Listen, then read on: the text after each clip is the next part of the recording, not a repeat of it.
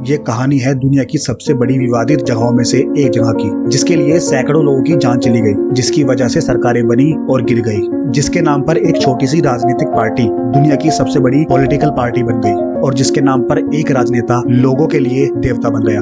वो जगह है भारत के एक शहर अयोध्या में स्थित राम जन्मभूमि।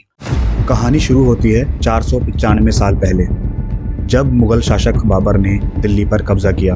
1528 ईस्वी में अयोध्या में बाबरी मस्जिद बनाई गई। कई इतिहासकारों का मानना है कि मंदिर तोड़कर मस्जिद बनाई गई है। आजादी की पहली लड़ाई के आसपास ही अयोध्या में पहला हिंसक झगड़ा हुआ। साल 1857 ईस्वी में हनुमानगढ़ी के महंत ने मस्जिद के आंगन के पूर्वी हिस्से पर एक चबूतरा बनाया, जिसे राम चबूतरा कहा गया। इसी जगह को तब राम की जन्मभूमि कहा गया। इसके विरोध में मस्जिद के मौलवी मोहम्मद असगर ने मजिस्ट्रेट के सामने शिकायत लगाई। फिर साल 1859 में ब्रिटिश सरकार ने हिंदू और मुसलमानों के पूजा स्थलों के बीच एक दीवार बनवा दी। इसके बाद 1885 में महंत रघुवर दास ने राम चबूतरे का कानूनी हक लेने की अर्जी लगाई और मंदिर बनाने की अनुमति मांगी, लेकिन इस अर्जी को अगले साल 1886 में खारिज कर दिया गया, जबकि इसमें मस्जिद को कोई नुकसान नहीं था, क्योंकि वो चबूतरा मस्जिद के आंगन के एक हिस्से में था, जिसके बीच पहले से ही दीवार कर दी गई थी। साल 1870 से 1949 के बीच कई छोटे बड़े झगड़े हुए, जैसे 1934 में एक झगड़े में मस्जिद का कुछ हिस्सा गिरा दिया गया, जिसके लिए हिंदुओं पर जुर्माना भी लगाया गया।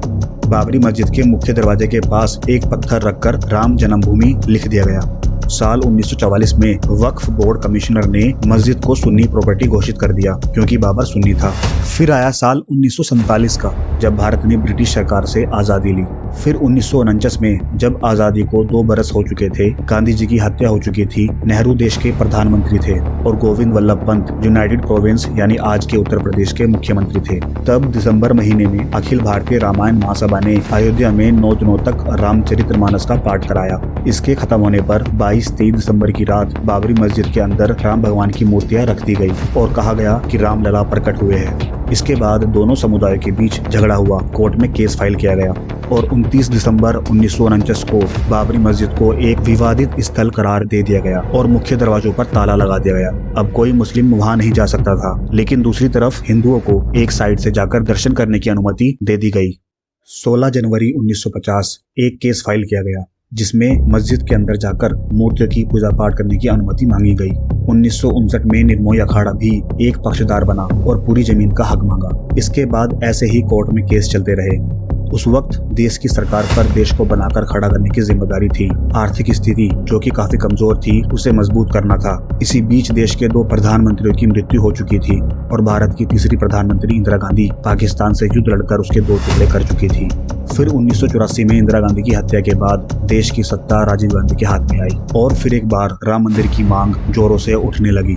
विश्व हिंदू परिषद की धर्म संसद राम जन्मभूमि के लिए आंदोलन करने लगी और राम जानकी रथ यात्राओं का सिलसिला भी शुरू हुआ। इसके बाद राजीव गांधी ने अरुण नेहरू के साथ मिलकर यूपी के तत्कालीन मुख्यमंत्री वीर बहादुर सिंह पर बाबरी मस्जिद का ताला खुलवाने का दबाव बनाया। फिर कुछ ही हफ्तों के भीतर फैजाबाद की अदालत ने ताला खोलकर पूजा अर्चना करने की अनुमति दे दी।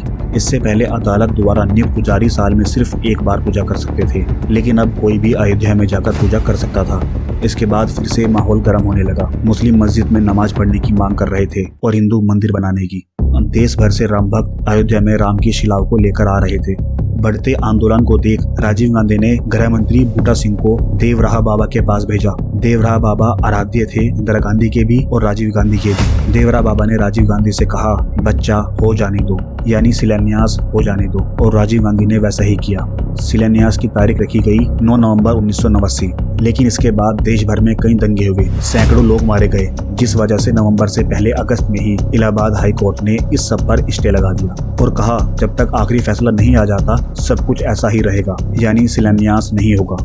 लेकिन इस सब के बावजूद 9 नवंबर 1989 में ही शिलान्यास किया गया। मंदिर निर्माण ट्रस्ट के सदस्य कामेश्वर चौपाल ने पहली शिला रखी और इनका पहली शिला रखना समाज को मैसेज था कि राम मंदिर में कोई भेदभाव नहीं है। लेकिन शिलान्यास का फायदा प्रधानमंत्री राजीव गांधी को नहीं हुआ, बल्कि भारतीय जनता पार्टी को हुआ, जो कि अपने पहले इलेक्शंस में लोकसभा में सिर्फ 2 सीटें जीती थी, जिस वजह से अटल बिहारी वाजपेयी को अध्यक्ष पद से हटाकर लाल कृष्ण आडवाणी को अध्यक्ष बनाया गया। और जब लाल कृष्ण आडवाणी ने देखा कि राम मंदिर का मुद्दा एक अच्छा मुद्दा है हिंदू वोट पाने का, जो कि मेजोरिटी वोट थी, और फिर लोकसभा की 2 सीटों से 85 सीटों तक पहुंच गई। 1990 में लाल कृष्ण आडवाणी ने सोमनाथ से अयोध्या तक रथ यात्रा निकाली। पीएम नरेंद्र मोदी उन दिनों रथ यात्रा के गुजरात प्रभारी हुआ करते थे, लेकिन यात्रा से माहौल खराब होने की वजह से यात्रा को बिहार में रोक दिया गया और लाल कृष्ण आडवाणी को गिरफ्तार कर लिया गया। लेकिन फिर भी 30 अक्टूबर को जब अयोध्या में कर्फ्यू लगा हुआ था, कार सेवकों की एक भीड़ अयोध्या बाबरी मस्जिद के पास पहुंच गई। स्थिति बिगड़ने पर पुलिस की ओर से गोलियां भी चलाई गई। इसमें कुल मिलाकर 28 कार सेवकों की मौत हो गई। तब यूपी के मुख्यमंत्री मुलायम सिंह थे। 5 दिसंबर 1992 में विश्व हिंदू परिषद के महासचिव अशोक सिंघल ने बयान में कहा कि कोर्ट के फैसले से हमें कोई मतलब नहीं है, हम ये मुद्दा खुद सॉल्व करेंगे। और इसके अगले ही दिन कार सेवकों द्वारा मस्जिद गिरा दी गई और तब यूपी के मुख्यमंत्री थे कल्याण सिंह। इसके बाद देश भर में सांप्रदायिक दंगे हुए। मुंबई में 1993 में सीरियल बम ब्लास्ट हुए, जिसका कारण दंगों का बदला बताया गया, जिसमें से एक आतंकवादी याकूब मेनन को फांसी भी हुई और एक आतंकवादी दाऊद फरार हो गया, जो कि अभी भी फरार है। इसके बाद बीजेपी की सरकार भी आई। अटल बिहारी वाजपेयी प्रधानमंत्री बने, लेकिन राम मंदिर पर कुछ नहीं हो पाया और कोर्ट के फैसले का ही इंतजार किया गया।